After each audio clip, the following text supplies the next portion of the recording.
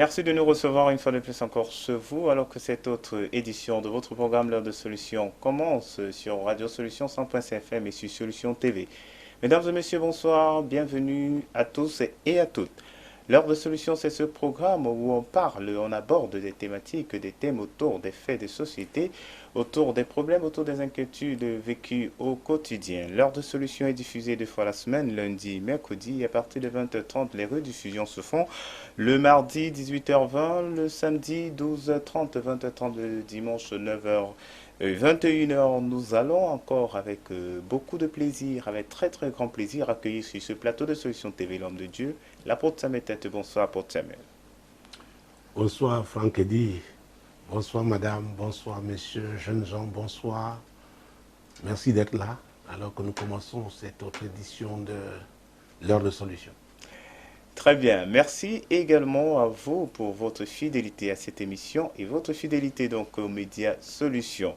Vous connaîtrez la vérité et la vérité vous affranchira. Un passage tiré de Jean 8, verset 32 nous amène à savoir que nous avons besoin de vérité pour être affranchis, nous avons besoin de vérité pour être libres, nous avons besoin de connaissances alors à partir des courriers, à partir des différentes questions qui sont posées ici, traitées bien évidemment en parcourant la parole de Dieu, nous serons une fois de plus encore très édifiés.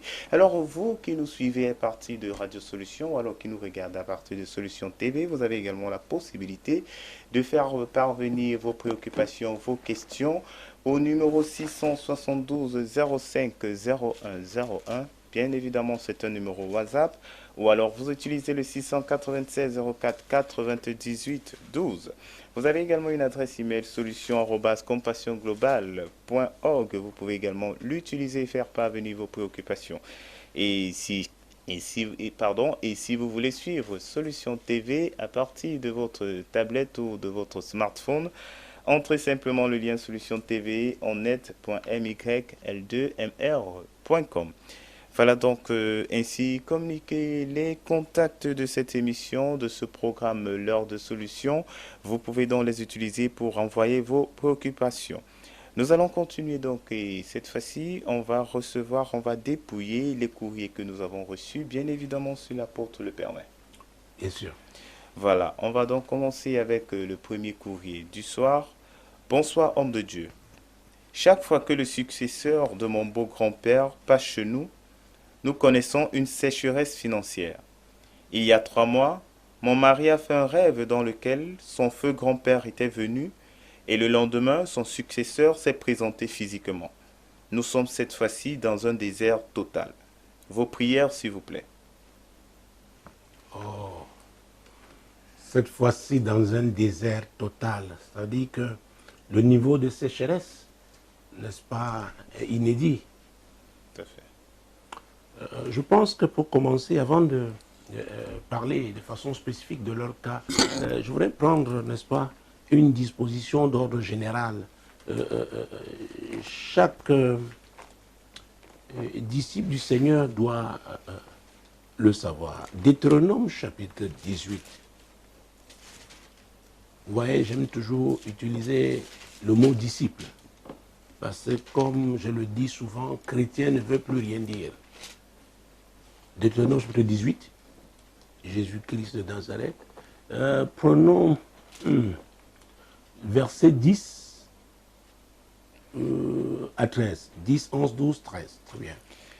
Qu'on ne trouve chez toi personne qui fasse passer son fils ou sa fille par le feu, personne qui exerce le métier de devin, d'astrologue, d'augur, de magicien, d'enchanteur, personne qui consulte ceux qui évoquent les esprits ou disent la bonne aventure, personne qui interroge les morts. Car quiconque fait ces choses est en abomination à l'Éternel, et c'est à cause de ces abominations que l'Éternel ton Dieu va chasser ces nations devant toi. Tu seras entièrement à l'Éternel ton Dieu. Donc il est clair qu'on ne peut pas être avec Dieu et se comporter, faire exactement ce que les ennemis de Dieu font. Je crois que c'est pendant la dernière édition, j'avais dit, rappelant donc un verset biblique, Jésus avait dit qu'on ne peut pas servir deux maîtres à la fois. Vous savez, il y a beaucoup de contradictions dans la vie des chrétiens. C'est pourquoi le mot chrétien, je n'aime pas l'utiliser.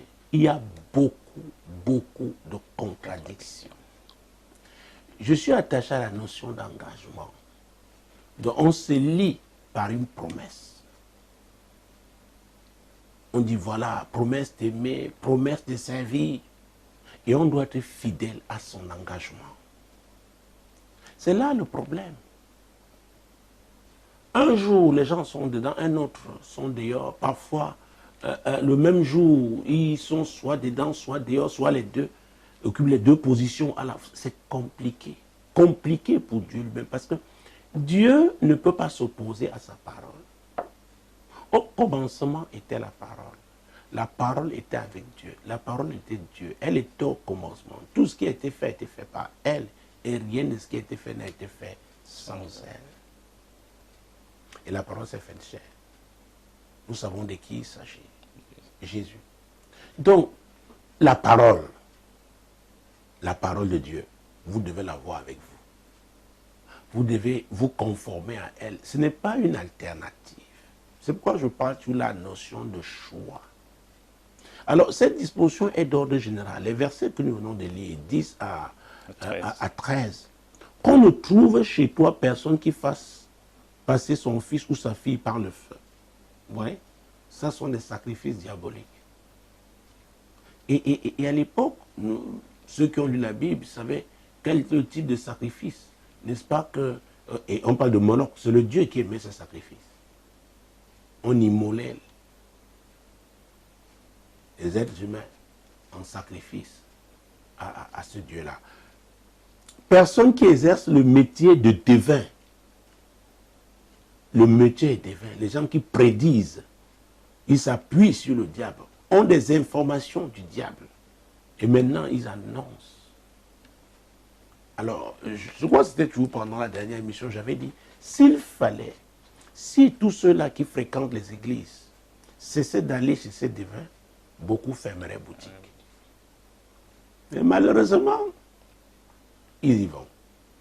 Parfois le samedi soir et dimanche matin, ils sont à l'église. Parfois les pasteurs eux-mêmes. Voilà les réalités. Je me souviens une histoire, il y avait, les élections se préparaient dans une dénomination chrétienne. Et il y avait un féticheur quelque part. Mon Dieu, moi, 2 concurrents sont allés le voir. Et vous savez, ces gens-là, il dit à l'autre, oh, c'est ton collègue qui est déjà là. L'autre était dans la salle de consultation. Donc, à l'hôtel du diable, son collègue qui voulait aussi être président était déjà là. Je me l'ai fait sortir par la porte derrière pour recevoir après. Vous savez, dans le ministère, il y a tellement de confusion. Vous écoutez des choses, vous demandez, mais mon Dieu, est-ce que les gens étaient forcés d'embrasser des choses contradictoires, de s'engager dans des voies opposées? On n'est pas obligé. On n'est pas obligé. C'est pourquoi je dis toujours, ce n'est pas un homme qu'on suit, c'est le Seigneur qu'on doit suivre. Et ce qu'on enseigne, on reçoit comme enseignement, on doit soi-même consulter la parole de Dieu pour voir si c'est conforme à cette parole. Mais malheureusement, les gens aujourd'hui cherchent aussi, ne cherchent que des féticheurs, même à l'église. Or, le Dieu que nous savons est un Dieu de relation. Il veut que chacun de nous ait une relation avec lui. Et cette relation doit se développer. C'est pourquoi un pasteur qui va accomplir sa destinée en Jésus-Christ, qui veut accomplir fidèlement son ministère, va former, pousser les gens, oh mon Dieu, les encourager à développer cette relation. Par la prière, par la méditation de la parole de Dieu. C'est très important. Et les encourager à mettre en pratique cette parole. C'est-à-dire quoi? Résister aux épreuves par la grâce de Dieu. Parce qu'il y aura les épreuves. Si vous choisissez Jésus, le camp d'en face va vous combattre. Il va même vouloir vous surprendre. Alors, Dieu dit donc à son peuple, attention, vous m'appartenez. Donc qu'on ne retrouve pas les gens qui vont chez d'autres dieux. Qu'on ne les retrouve pas chez vous. Donc ils peuvent être vos parents. Oui, père, mère, frère, soeur. Du moment où vous savez qu'ils fréquentent ces gens-là, oh mon Dieu, mon roi, qui ne séjournent pas chez vous. Ce que je dis là est difficile. Parce qu'on dit, ouais, quand même, oh, mon papa, c'est mon père, c'est ma mère. Ok. Dans la parole de Jésus, il dit, celui qui n'est pas prêt à abandonner père, mère, frère, soeur, mari, ou pour le royaume, pas pour ses plaisirs. Ça veut dire que ces gens-là ont pris des engagements contraires à ceux du royaume de Dieu. Alors ils disent que non, ce n'est pas possible. Nos relations ont des limites. Donc nous ne pouvons pas trahir notre Dieu à cause de vous. C'est pourquoi je parle d'engagement. J'insiste sur la notion de décision. Et croyez-moi, ce n'est pas facile. Parce que beaucoup agissent avec la fibre émotionnelle. Alors on l'excite pour vous entraîner dans l'autre camp. J'ai l'habitude de dire aux miens, je respecte ceux qui ne suivent pas Jésus. Je leur ai dit toujours, je respecte votre engagement, mais s'il vous plaît, respectez le mien.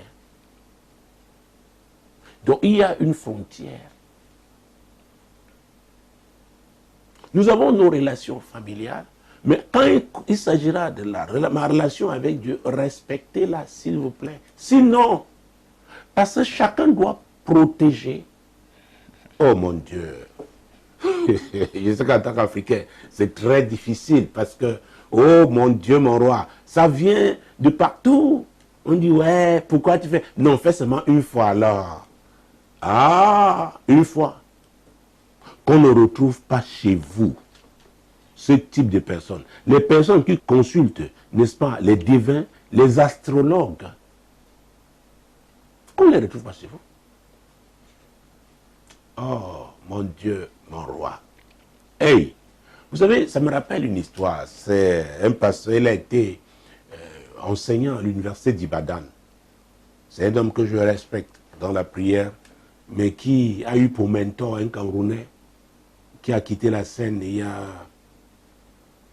plus de 10 ans aujourd'hui, un grand homme de prière.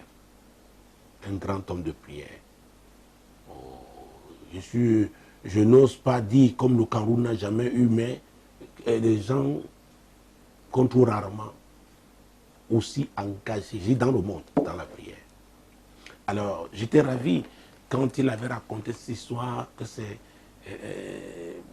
le ministère de cet éminent Camerounais qui est parti, qui est rentré à la maison, qui l'a influencé pour qu'il devienne un intercesseur.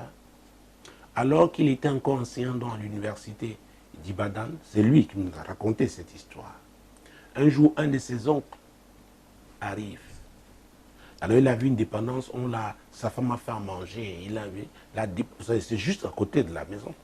Donc il a logé là-bas.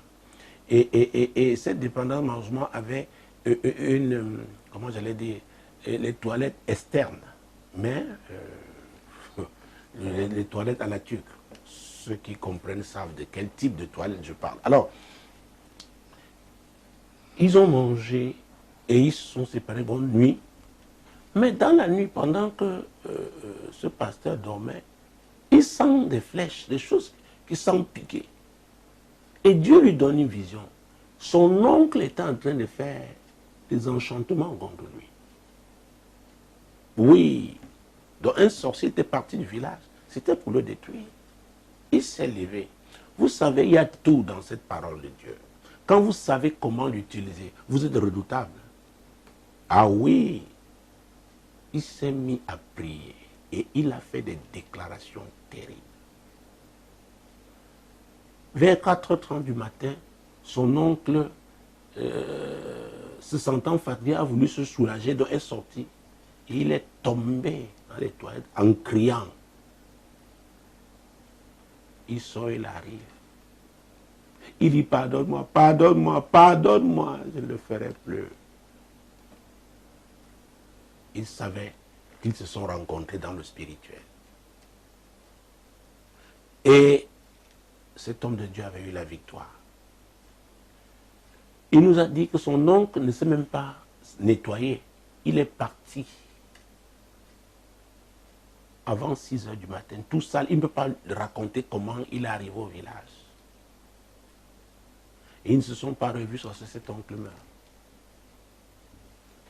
Donc, les autres qui sont dans le camp d'en face, dans le camp du diable, ils honorent leur maître. Et ils sont prêts à tout. Le problème est que ce sont les chrétiens, ceux qui se disent chrétiens là. Oh, c'est le laxisme. Tout est permis. On veut tout expliquer. Et regardez toujours, quand on doit combattre les chrétiens, ce sont toujours ceux qui se disent chrétiens qui prennent ces décisions hostiles à l'Église. Regardez dans le monde, je parle, ça c'est une expérience internationale. Or, les autres d'autres religions ne s'amusent pas avec leur religion. Dans un vol, je ne dirais pas quelle compagnie ni sur quel axe, mais ça faisait pratiquement 12 heures de voyage. Vous comprenez qu'il y avait une bonne partie la nuit. Au fond de l'avion, il y avait un endroit aménagé. J'ai vu une femme qui priait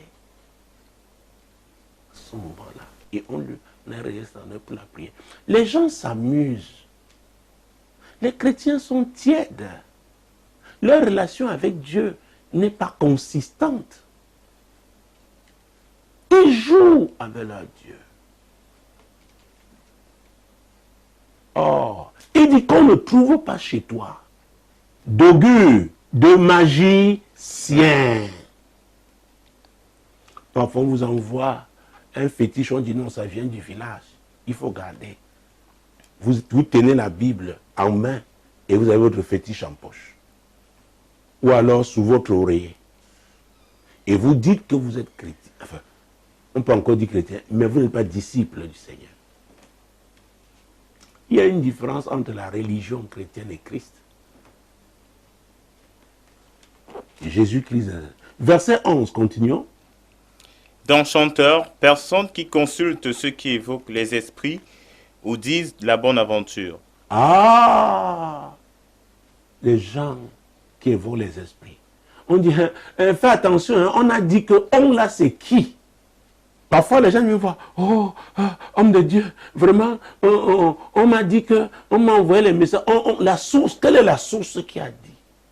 Vous acceptez cette source, vous êtes connecté à elle. L'apôtre Paul disait, le diable se déguise en ange de lumière. Il n'est pas la vraie lumière.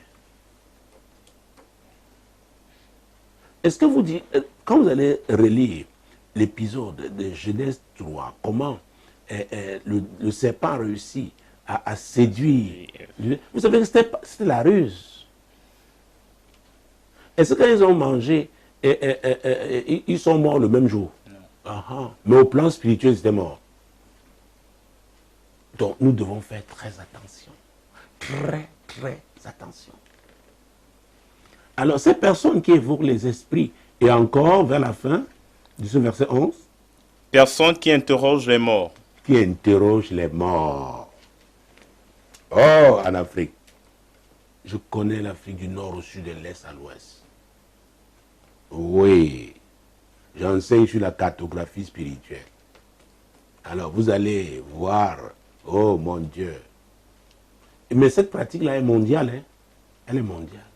Vous allez en Inde, vous la trouvez. Vous allez en Europe, vous la trouvez. Les gens qui interrogent les morts, c'est mondial. Mais chez nous, quand je regarde comment les gens facilement mélangent. Ils veulent avoir Christ, ils veulent avoir, n'est-ce pas, les messages ancestraux. C'est très compliqué. Donc c'est très répandu. En Asie aussi, c'est très répandu. Mais on trouve en Europe, on trouve en Amérique, des gens qui, n'est-ce pas, sont engagés dans ce culte-là. Verset 12. Car quiconque fait ces choses est en abomination à l'Éternel. Est en abomination à l'Éternel. Et c'est pourquoi l'apôtre Paul, dans Éphésiens chapitre 4, verset 27, il dit quelque chose d'important. Éphésiens chapitre 4, verset 27. Et ne donnez pas accès au diable. Ah, et ne donnez pas accès au diable. Vous pouvez le faire directement ou indirectement. Donc, en admettant chez vous quelqu'un qui évoque les esprits, vous ouvrez les portes au diable. Donc, on ne doit pas lui ouvrir les portes. On doit veiller sur sa maison, veiller sur ses affaires. Écoutez-moi, il y a des gens, s'ils travaillent dans votre affaire, vous aurez des problèmes à cause de leurs engagements. Et c'était à Balaam. Dieu lui avait dit, mais ces gens, prenons Nombre chapitre 22, verset 9. Dieu vint à Balaam et dit, qui sont ces hommes que tu as chez toi? Qui sont ces hommes que tu as chez toi? C'étaient les émissaires de Balak, le roi de Moab. Moab avait ses dieux. Balaam, qu'est-ce qu'ils font chez toi? Voilà la réalité. Aujourd'hui, nous avons des parents chrétiens, oui, ils sont là, l'enfant arrive avec sa petite copine, on dit non, il cause dans la chambre. Ah, oui, on dit que c'est l'église moderne. Ok, mais quand le diable va frapper, il ne faut pas crier, il ne faut pas pleurer, il faut accepter. Il ne faut pas venir déranger le pasteur avec les WhatsApp, les SMS à 2 heures du matin, alors que vous-même vous avez ouvert les portes. C'est ça. Alors reprenons le courrier pour que je ne m'éloigne pas effectivement la réponse, parce que c'est vrai, il y a un côté édification, mais je dois répondre à l'auditeur. Bien sûr. Voilà le courrier en plein traitement. Il dit, bonsoir, homme de Dieu. Chaque fois que le successeur de mon beau grand-père passe chez nous, nous connaissons une sécheresse financière. Il y a 3 mois, mon mari a fait un rêve dans lequel son feu grand-père était venu, et le lendemain, son successeur s'est présenté physiquement. Nous sommes cette fois-ci dans un désert total. Vos prières, s'il vous plaît. Alors, la Bible déclare que Dieu parle tantôt d'une manière, Tantôt de ses Job, n'est-ce pas? Vous savez, et quand Dieu fait comme ça, c'est qu'il a essayé. Job 33, versets 14 et 15. Dieu parle cependant, tantôt d'une manière, tantôt d'une autre, et l'on n'y prend point garde. Il parle par des songes, par des visions nocturnes, quand les hommes sont livrés à un profond sommeil, quand ils sont endormis sur leur couche. Cette fois-là, il a utilisé, elle n'a pas de quoi de songe, c'est ça? Oui, un voilà. rêve. Oui, son mari. Oui, un rêve. Et le matin, alors quand on parle du successeur du grand-père, celui qui occupe sa place, si ce grand-père-là était un sorcier, il a hérité de la sorcellerie. Et vous savez, en termes d'héritage, ce n'est pas seulement l'actif, c'est aussi le passif. Tout ce qu'il a laissé là au plan spirituel, sa place dans les réunions, si c'était un initié, vous allez occuper aussi cette place.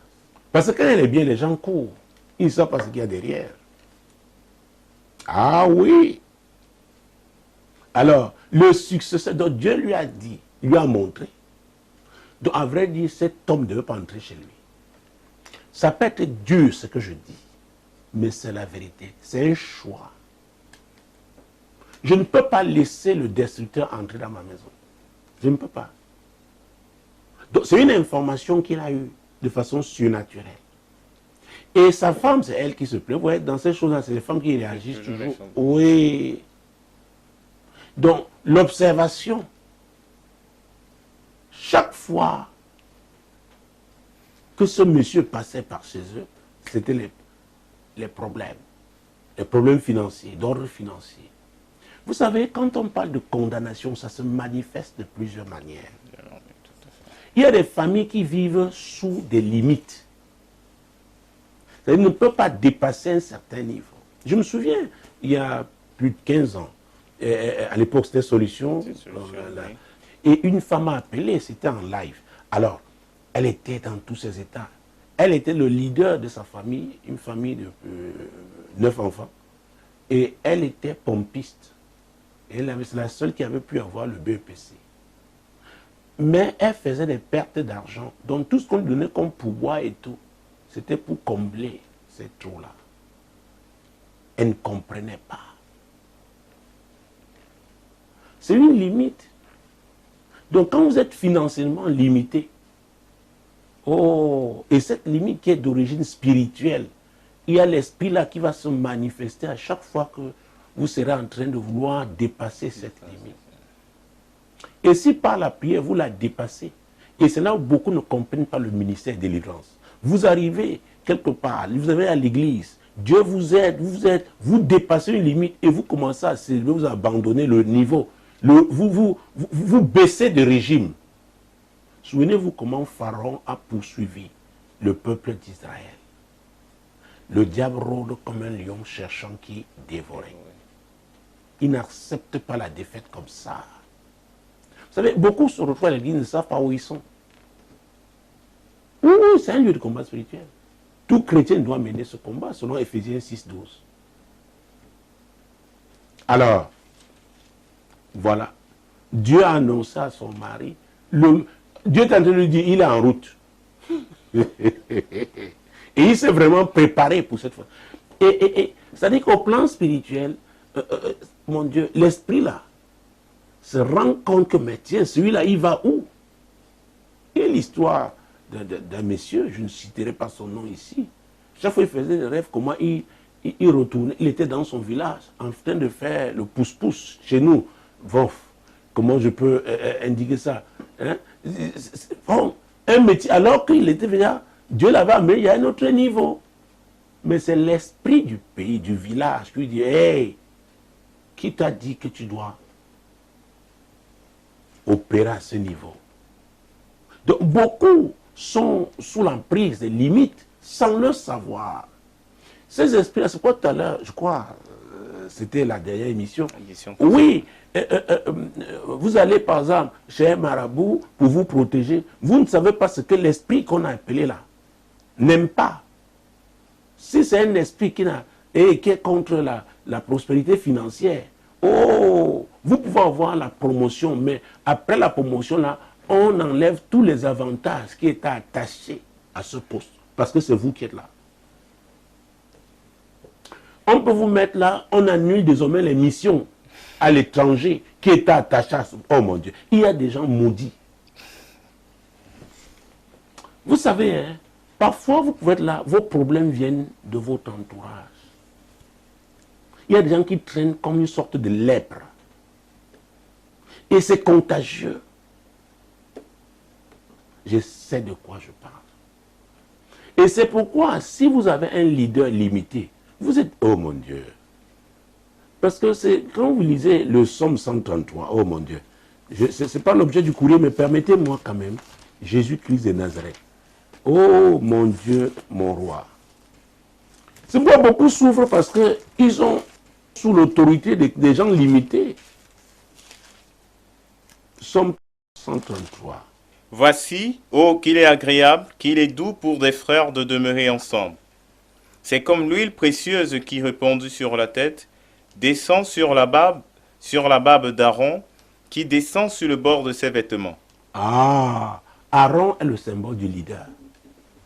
Si le leader là est béni, la bénédiction là va descendre, va toucher les autres.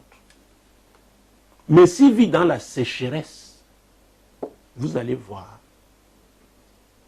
Vous savez, la vie est une affaire de choix. Et Dieu parle tantôt d'une manière, tantôt. Comme en ce moment, il est en train de s'adresser à certains téléspectateurs, auditeurs. Il y a des gens qui ne comprennent pas que leur problème venait du fait du type de leader qu'ils avaient. Oui, tu es un pasteur limité, tu seras limité. Dieu a dit qu'on ne trouve pas. Or là, c'est le successeur du grand-père. Donc, il a une position d'autorité spirituelle qu'il occupe. Donc quand il arrive, c'est le grand-père. C'est à lui qu'on a donné le chapeau du grand-père, le sac du grand-père, la pipe du grand-père. Mon Dieu, mon Dieu. Donc quand vous voyez, comme il a vu ce grand-père, c'est l'esprit. C'est l'esprit qui règne dans cette famille. Et oh, Jésus-Christ. Et quand ça dit, ça saccage tout. Or, cette fois-ci, comme Dieu lui a montré parce que ça devait être grave. Et il devait passer à un autre niveau. La Bible déclare dans lui Daniel, ceux qui connaîtront leur Dieu agiront avec fermeté. Ça veut dire que vous êtes prêt à accepter les critiques. On va vous isoler, mais vous acceptez parce que vous avez fait un choix. Donc ce n'est pas une affaire d'aller s'asseoir à l'église le dimanche. C'est pourquoi beaucoup d'entre nous à l'église, nous vivons dans la compromission. Nous n'arrivons pas véritablement à nous engager. Qu'on ne trouve pas chez toi. Ah oui. Donc Dieu a demandé à Balaam, Balaam, qu'est-ce que ces gens font chez toi? Ils font quoi chez toi? Et on a vu avec Éphésiens, l'apôtre dit, il ne faut pas ouvrir les portes. Voilà. Il ne faut pas ouvrir les portes. Vous ouvrez les portes? Oh mon Dieu, Jésus-Christ de Nazareth. Jérémie 22, versets 29 et 30. Terre, terre, terre, écoute la parole de l'Éternel. Ainsi parle l'Éternel. Inscrivez cet homme comme privé d'enfant, comme un homme dont les jours ne seront pas prospères. Car nul de ses descendants ne réussira à s'asseoir sur le trône de David et à régner sur Juda. Ouais, voilà une condamnation. Terre, terre, terre. C'est pourquoi je le disais, dans mon dernier ouvrage, terre, terre, terre, je parle de la terre ancestrale, la terre natale, la terre d'alliance, la terre d'accueil. Et, mon Dieu, quand la Bible dit que Jésus a réconcilié toute la création au Père, quand vous comprenez ça, que vous savez comment utiliser le sang de Jésus, la terre on ne peut pas l'adresser contre vous. Même si avant, la terre a été hostile, parce que vous avez eu la connaissance, vous savez comment opérer, vous savez ce que signifie le sang de Jésus, c'est un langage spirituel. Voilà. Alors, lui, c'est la terre ancestrale. Donc, le lien là n'a pas encore été brisé. Et c'est ce que Dieu disait aussi à Ézéchiel, n'est-ce pas, dans le livre qui porte son nom.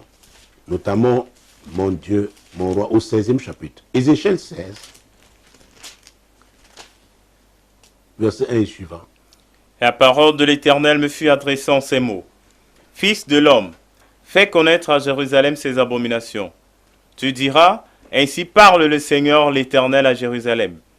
Par ton origine et ta naissance, tu es du pays de Canaan. Ton père était un Amoréen et ta mère une Étienne. À ta naissance, au jour où tu naquis, ton nombril n'a pas été coupé. Tu n'as pas été séparé. Ça s'est fait physiquement, mais pas spirituellement. Donc les esprits des Amoréens, des Étiens là, affectent ta vie, même comme tu chantes à l'église. Même comme tu es devenu pasteur. Fais attention, il y a quelque chose qui doit être fait. Et quand la Bible dit, mieux vaut la fin d'une chose que son commencement. Oh mon Dieu, mon Dieu, mon Dieu. Quelle alliance influence ta vie? C'est qu'on doit comprendre le ministère des délivrances. Il ne faut pas oublier d'où on vient. Oui, on peut être rattrapé, même si on est apôtre, prophète, pasteur, tout ce que vous voulez. On peut être rattrapé si on n'est pas vigilant, si on ne ferme pas les portes. C'est très important. Voilà. Donc, l'Esprit est venu par ce grand-père, son successeur, et a saccagé tout. Elle dit, cette fois-ci, c'est le désert total. À qui la faute? Donc, on ne peut pas prier pour eux déjà si son mari là ne commence pas par se repentir. Dieu lui a donné l'information, il n'a pas exploité. Ça commence par là. Inscrivez cet homme. Si, oh mon Dieu, ça c'est une malédiction. Donc, tous ces enfants, il n'y aura personne qui arrivera à s'asseoir sur le trône de David. Ça dit quoi? Il n'y aura pas d'élévation. Donc, quiconque essayera, la parole là va le rattraper. C'est qu'on doit être sous l'autorité de la parole de Dieu. La Bible dit que Jésus a reçu un nom qui est au-dessus de tout nom, à la mention duquel tout genou fléchit dans les cieux, sur la terre et sous la terre. Donc ce n'est pas une affaire de... La bouche dit Jésus, Jésus. Et on est sincère, on est à 100%. C'est là notre problème. Donc, voilà. Ce qui affectait ce grand-père est en train d'affecter toute la famille. Le voilà, la pauvre femme. Elle est sous autorité. Maintenant, ma prière, parce que c'est le Saint-Esprit qui convainc de péché, de justice, de jugement. Seigneur, je prie afin que ton esprit convainque cet homme et qu'il se repente sincèrement, qu'il demande pardon sincèrement, qu'il te demande sincèrement pardon au Dieu. Ça commence par là. Ça commence par là. Et s'il ne te connaissait pas, s'il n'était pas en relation avec toi, Seigneur, que cette occasion-ci soit l'opportunité de véritablement entrer en relation avec toi. Voilà le point de départ. Je crois avoir répondu à cette question. Oui, bien sûr, homme de Dieu, nous sommes toujours satisfaits de ces éléments de réponse. Homme de Dieu, un deuxième courrier. Et cette fois-ci, nous pensons c'est un homme qui a écrit, il dit « Bonsoir papa. Je postule pour aller travailler en République centrafricaine. Mais rien ne marche. Je sens un blocage. Je ne comprends pas. Aidez-moi s'il vous plaît. » Il postule. Oui. Quel que soit le lieu où il va aller travailler. Vous savez, je suis attaché à la notion de positionnement. Vous comprenez ce qu'il dit? Tout à fait. Oui, mon Dieu. Ce n'est pas parce que Dieu permet qu'on est dans sa volonté parfaite. Si on revenait, j'ai parlé de Balaam tout à l'heure. Dieu lui avait dit de ne pas suivre les envoyés de Balaam. Dans la première délégation, il n'a pas suivi. Mais la deuxième, oh mon Dieu, plus forte.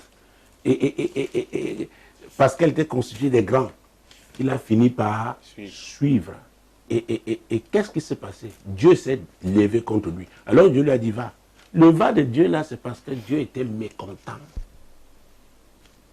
Il était dans la volonté permissive. Et quand vous opérez dans la volonté permissive, vous rencontrez ce que j'appelle les tempêtes évitables. Et cette tempête évitable même peut vous détruire. Et j'ai parlé d'Ecclésiaste 7, 8 à sa partie A tout à l'heure. Mieux vaut la fin d'une chose que son commencement. La Bible nous parle de la fin de Balaam. Il a mal fini. C'est pourquoi nous devons faire très attention. Il y a beaucoup de tentations. À tous les niveaux, chacun selon son niveau. Le diable tente chacun. C'est pourquoi chacun doit s'accrocher à la parole de Dieu. Maintenant, il postule, il va aller travailler en Centrafrique. La question de savoir, est-ce que c'est la volonté de Dieu? C'est ça. Parce que même quand c'est la volonté de Dieu, il y aura des combats. Vous comprenez? Mais Dieu va vous aider dans ces combats-là. Parce que c'est sa volonté pour vous. Qu'est-ce que Jésus a dit dans Matthieu chapitre 6? Matthieu chapitre 6, verset 33.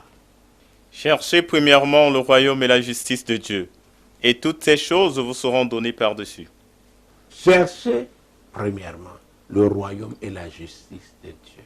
C'est le plan de Dieu pour votre vie. Tout ce que vous voulez, c'est bien pour lui d'avoir un emploi. D'accord? Mais est-ce que c'est Dieu qui l'envoie là-bas? Et Habakkuk disait quelque chose. Dans le livre qui porte son nom, Habakkuk chapitre 2, verset 1, il disait « J'étais à mon poste. » Le positionnement. J'étais à mon poste. Et qu'est-ce que je faisais? Je veillais et j'attendais ce que me dirait l'Éternel, ce que me dira Dieu. Quand on est à son poste, c'est ça le problème. Beaucoup combattent sans être à leur poste. C'est pourquoi il y a beaucoup de jalousie. La haine inutile. Parce qu'il faut la grâce de Dieu pour opérer. N'est-ce pas? À chaque poste, à chaque place. À chaque position. Il faut la grâce de Dieu. Personne de nous n'est une photocopie. Nous sommes chacun, ce qui le concerne, une pièce unique. Ah! Voilà la volonté de Dieu. Donc il nous a créés comme ça. Chacun avait sa spécificité pour accomplir, n'est-ce pas, sa volonté. C'est pourquoi la Bible dans le psaume 127, verset 1, Dieu dit, si l'Éternel le bâtit, ceux qui bâtissent travaillent en vain. Donc si vous vous engagez dans un couloir qui n'est pas le vôtre, vous allez passer le temps, vous allez vous battre, à la fin il n'y aura rien. Or, chacun de nous doit marquer positivement son passage quelque part. C'est pourquoi nous sommes appelés à servir et pas se servir. Dieu est un bâtisseur. Donc, chacun de nous doit être un bâtisseur. Et c'est Dieu qui bâtit au travers de nous. C'est très important. Il y a des combats inutiles. Inutiles. Vous savez, on n'a pas assez de temps, mais si on lit le livre de Ruth, peut-être on va prendre rapidement. Ruth, juste entre Juge et 1 Samuel, Ruth chapitre 1, versets 1 à 5. Du temps des juges, il y eut une famine dans le pays. Un homme de Bethléem de Juda partit avec sa femme et ses 2 fils pour faire un séjour dans le pays de Moab. Le nom de cet homme était Elimelech, celui de sa femme Naomi, et ses 2 fils s'appelaient Machlon et Kijon. Ils étaient Éphrasiens de Bethléem de Juda. Arrivés au pays de Moab, ils y fixèrent leur demeure. Elimelech, mari de Naomi, mourut, et elle resta avec ses 2 fils. Ils prirent des femmes moabites, dont l'une se nommait Orpa et l'autre Ruth, et ils habitèrent là environ 10 ans. Machlon et Kijon moururent aussi tous les 2, et Naomi resta privée de ses 2 fils et de son mari. Vous voyez ça? Parce qu'il y avait une crise économique à Bethléem. Bethléem, une terre prophétique. Dieu avait annoncé par les prophètes que le Messie naîtrait là-bas. Mais avant l'accomplissement de cette prophétie, il y a eu des moments difficiles. C'est pourquoi ceux qui ont enseigné la facilité à l'église, que quand on donne sa vie à Jésus, c'est le tapis rouge, oh, même les paresseux deviennent seulement prospères comme ça. C'est pas vrai. Il y a des moments difficiles pour tout le monde. Mais il a pris sa femme et ses 2 enfants. Ils sont allés au pays de Moab parce que tout brillait là-bas. Verset 6. Puis elle se leva, elle et ses belles-filles, afin de quitter le pays de Moab, car elle apprit au pays de Moab que l'Éternel avait visité son peuple et lui avait donné du pain. Ah, le pain par l'économie. Donc les temps avaient changé. Là voilà, elle quitte pour retourner. Et si on lit la suite, les femmes vont s'étonner quand elles vont la voir. Dire, n'est-ce pas Naomi? Naomi voulait dire douceur. Elle a dit non, ne m'appelez plus douceur. Je m'appelle Mara, amertume. Moab n'était pas la volonté de Dieu pour eux. Maintenant, elle se repositionne. On n'a pas le temps. C'est un des passages que j'aime dans la Bible. Oh mon Dieu. Et il y a une fille moabite qui s'appelle Ruth, qui comprend que ce qui se passe dans sa terre natale, oui, parce que sa terre, la terre de Moab était sa terre natale, mais la terre de Bethléem était sa terre d'alliance, parce qu'elle avait épousé, oh, Jésus-Christ de Nazareth, un des fils de Naomi. Elle décide à suivre. Et elle dit, nous avons une alliance, rien ne va nous séparer. Là où tu mourras, moi aussi je mourrai. Là où on t'enterrera, on m'enterrera aussi. Je me connecte à ton Dieu. Elle a été déterminée. Je parle de décision. Jésus-Christ de Nazareth. Mon Dieu, mon Dieu, mon Dieu. Est-ce qu'il y a encore un courrier? Parce que je sens que, bon, ce qu'on va faire, nous allons passer à la page du salut, mesdames, messieurs, pour sortir de cette émission.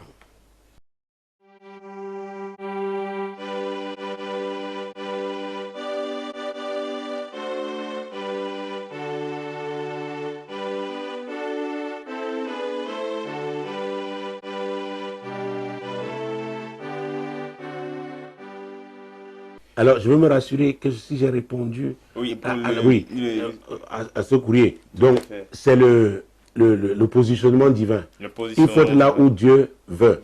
Ah, mesdames, messieurs. Et la page du salut, c'est cela. Ça commence par là. Est-ce que votre position, votre relation avec Dieu est une relation correcte? Est-ce que vous êtes en paix avec votre Créateur? Tout commence par là. Oui. Le salut. Le salut. C'est bien de chercher les miracles. Vous savez, Jésus a ressuscité Lazare, mais il a fini par mourir. Il a fini par mourir. Parce qu'il est un homme. Donc, ce que vous courez après toutes ces richesses, ces positions sociales, la gloire de ce monde. Vous savez, Hébreux 9, 27 dit, il est réservé aux hommes de mourir une seule fois. Et après quoi vient le jugement. Et vous savez, quand on enterre quelqu'un, ce n'est pas avec ses biens. Non. Ce n'est pas avec ses biens. Donc vous vous battez pourquoi? Où passerez-vous l'éternité? Il est important de faire la paix avec votre Créateur. L'apôtre Paul a dit qu'il y a un seul médiateur entre Dieu et les hommes, c'est Jésus. Et lui-même dans Jean 14, 6, il a dit, je suis le chemin. Il n'a pas dit, je suis un chemin. C'est vrai qu'on dit que tout chemin mène à Rome. C'est vrai, j'ai été à Rome. On peut m'aller à vélo ou même à pirogue. Ça dépend du point de départ. Mais pour entrer dans le royaume de Dieu, Jésus a dit, tu dois naître de nouveau. Et la nouvelle naissance là, le cachet là, le visa là est fait avec le sang de Jésus. Oui, parce qu'il a payé le prix à la croix du calvaire pour le salut. C'est le seul qui a eu la victoire sur la mort. Je parle de Jésus. Donc, vous pouvez décider aujourd'hui de suivre Jésus. Il n'y a que lui. Il n'y a que lui. Pas un archange. Non, non, non, non, non. Pas une vierge. Fut-elle rouge, noire, jaune, blanche. Je parle de Jésus. Je parle. Et l'apôtre Pierre, oh, courons très vite. Oh, allons-y, c'est un passage qui me vient à l'esprit. Maintenant, Acte chapitre 4. Mon Dieu, mon Dieu, mon Dieu. Il faisait une déclaration extraordinaire. Mon Dieu, Acte chapitre 4. Mon Dieu, on va prendre le verset 10. Jésus-Christ de Nazareth. Oh, mon Dieu, mon Dieu. Sachez-le tous et que tout le peuple d'Israël le sache. Ah, très bien. Allons au verset 12 d'abord. Il n'y a de salut en aucun autre, car il n'y a sous le ciel aucun autre nom qui ait été donné parmi les hommes par lequel nous devions être sauvés. Ah, mon Dieu, mon Dieu. Je vais juste vous aider. Si vous êtes convaincu, répétez cette courte prière. Seigneur Jésus, je reconnais que tu es le Sauveur. Je reconnais aussi que je suis un pécheur. Et je demande pardon pour mes péchés. Je m'engage à te suivre. Aide-moi, Seigneur. Amen. Et maintenant, nous allons lire le verset 10. Je ne sais pas s'il y avait d'autres courriers ou d'autres problèmes. Oui, qu'on les prenne rapidement, qu'on prenne déjà avant de lire le verset 10. Tout à fait, c'est une requête de prière. Il dit, bonsoir papa, priez pour moi s'il vous plaît. Ça fait 1 an et demi que je traîne un cancer de l'amygdale. Après, j'ai perdu mon emploi. La maladie et le chômage en même temps. J'ai dépensé tout et j'ai tout vendu. Cette situation devient insupportable. Oui. Sauvez-moi s'il vous plaît. Voilà également la requête de prière. Très bien, c'est terminé. Effectivement. Alors, nous étions en train de lire Acte chapitre 4, verset 10. Et ce passage s'adresse à ce monsieur. Sachez-le tous et que tout le peuple d'Israël le sache. C'est par le nom de Jésus-Christ de Nazareth que vous avez crucifié et que Dieu a ressuscité des morts. C'est par lui que cet homme se présente en pleine santé devant vous tous, devant vous. Ah, c'était le premier miracle, quand l'église est née. Pierre et Jean allaient, c'était environ la 9e heure, 15 heures, il y avait la prière au temple. Devant le temple, il y avait un boiteux, un homme né boiteux. Il demandait l'aumône. Pierre et Jean lui ont dit, mon Dieu, regarde-nous. Et Pierre a dit, je n'ai ni argent ni or, mais ce que j'ai, je te donnerai. Jésus qui est en moi, Jésus-Christ de Nazareth. Le Saint-Esprit qui est sur moi, c'est lui qui va changer ta condition. Alors je m'adresse à ce monsieur qui souffre de ce cancer d'amygdale. Il dit c'est devenu insupportable. Et ils sont nombreux. Je ne sais pas quelle est cette situation qui est difficile. L'apôtre Pierre a dit que c'est au nom de Jésus que ce boiteux a été guéri. Est-ce que vous croyez que Jésus peut vous guérir? Parce que Hébreux chapitre 13, verset 8 dit, Jésus est le même hier, aujourd'hui et éternellement. Si vous le croyez, commencez à, oh mon Dieu, à parler à Jésus par rapport à votre situation. Déployez votre foi. Ce n'est pas un homme qui guérit, c'est Jésus qui guérit. Quel est ce problème?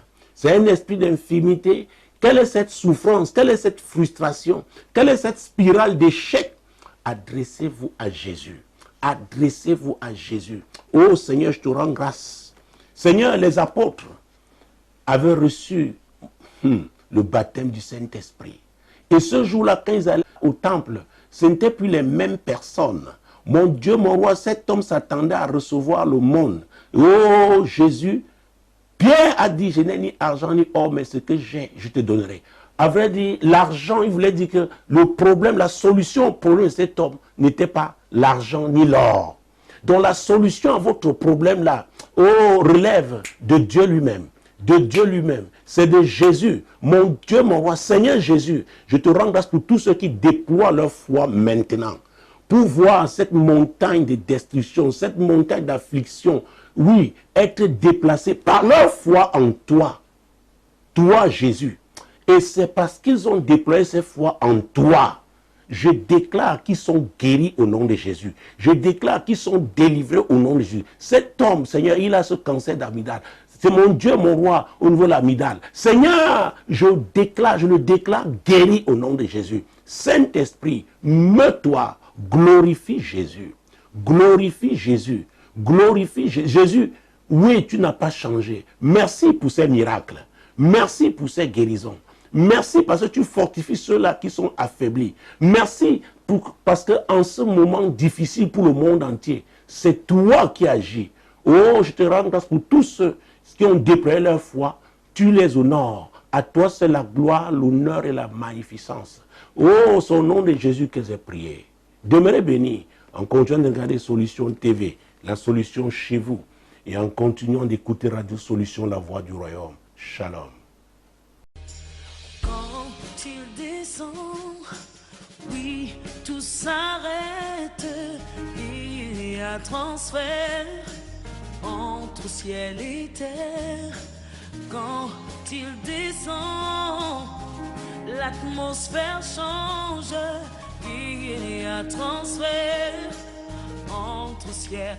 Quand il descend, oui, tout s'arrête.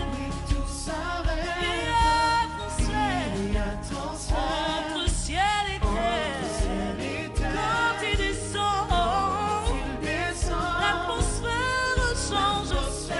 Il y a transfert entre ciel et terre. Quand il descend, oui, tout s'arrête. Il y a transfert entre ciel et terre.